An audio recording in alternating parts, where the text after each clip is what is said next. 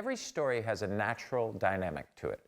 Even the fact that I use documentary film, or I film now, is an example of that. I've been telling stories my entire life. I've been telling stories professionally since I picked up a camera. But some things can be told with one photo. Some things can be told with a series of photos. Some things need a feature article. But I found myself in a situation where the story could only be told with film.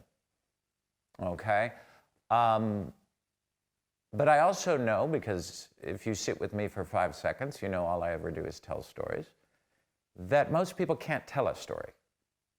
They either give you too much detail, or it's too long, or they forget the point.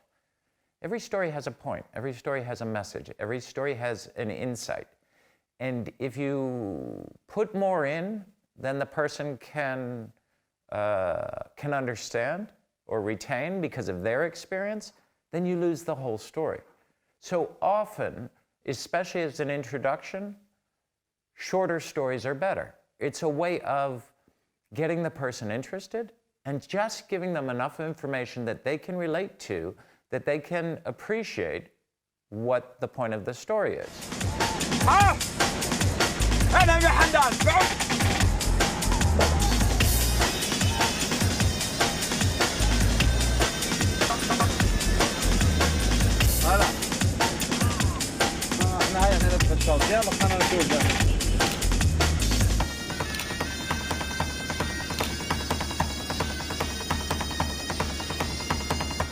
When I was badly beaten on the Afghan border in 2001, after 9/11, by a group of people whose families had just been killed in an American air raid, I remember people were bashing stones into my face with their hands. And I remember the Lebanese who told me during the war here, years before, if you're in danger, whatever you do, don't do nothing.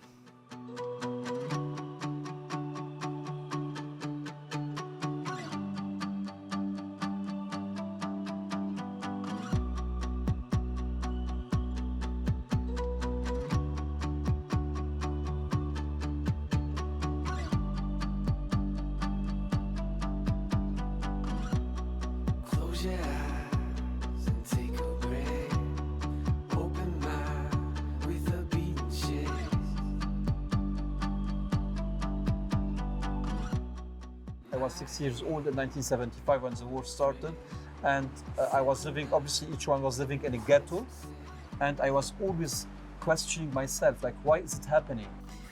It changed society. It changed, it hardened people, and I think that we're still seeing the remnants of that. I look at the Syrians, you know, I've covered Syria now for 4 years, and I see what I think the Lebanese were like before their own civil war. Somewhere in Ashrafiyya, it was a huge explosion where there was dozens of killed people. And I managed to run away from the house of my parents and to arrive few seconds after the explosion to the spot. And there I saw a lot of parts of bodies. And I started drawing for years, hands, legs, ears. For people to feel what mothers and grandmothers have suffered during that war, and just through their lives, through telling their stories, what happened, their scary, their insecurities, their fears, and also what can we learn from that. Quelle est la leçon qu'on peut tirer de cette expérience? So I decided that I have to do something. I want to do something. I got to get involved. You can't just ignore the problem. So I went and I met people at the camps, and I started taking pictures of them, and I didn't know what I was doing really. I was just like, I want to do something for you guys.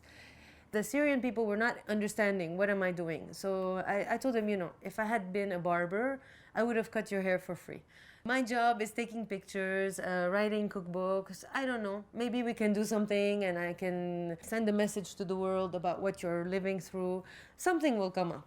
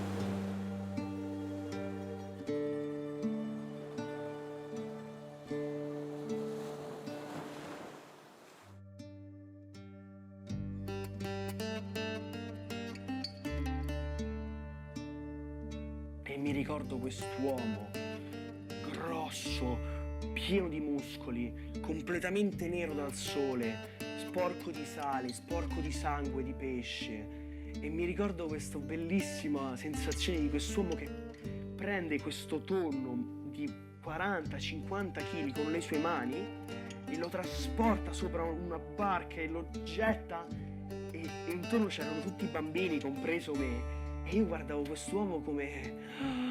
Oh mio Dio! Vorrei diventare come lui un giorno.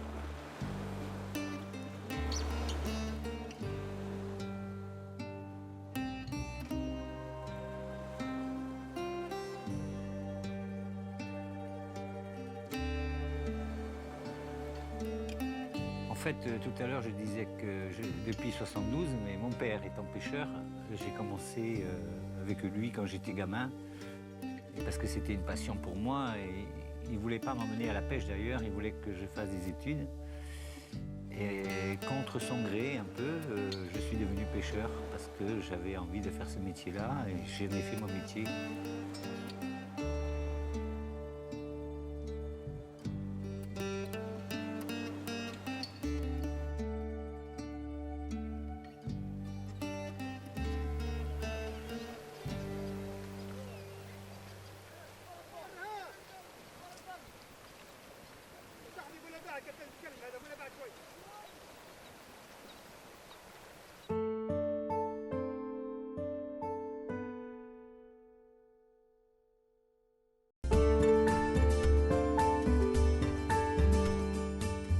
There's a hell of a lot of activity going on here because the camp's about 2 weeks late. So they're putting it together while we are here. And no major events so far. Fell down, busted my kneecaps. I should be fine. I'll just be limping for the rest of my life, but nothing to worry about, really. I'll be fine. No. It's an experience. We'll see soon. Tomorrow's the first day where we get out on the skis. It is bright daylight. The sun doesn't really move up or down, it just moves around. It just keeps going around us in a 360-degree circle. It's the most bizarre thing. Dinner was ramen noodles with some kind of rehydrated chicken that we have yet to be able to identify. And everything's in Russian, so we haven't quite figured out what we're eating, but we'll figure that out soon too. Well, it's morning after a very, very long night. Between the wind, between the bitter cold, literally entering my sleeping bag around.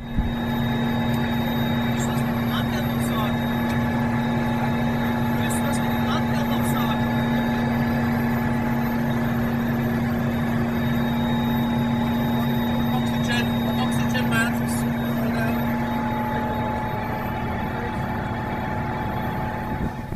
It's me.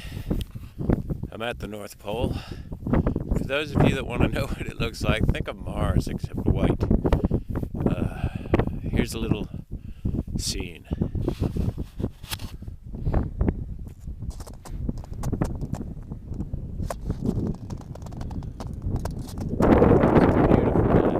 Sun's out, the wind has died. Frank's taking pictures. And yours truly at the North Pole.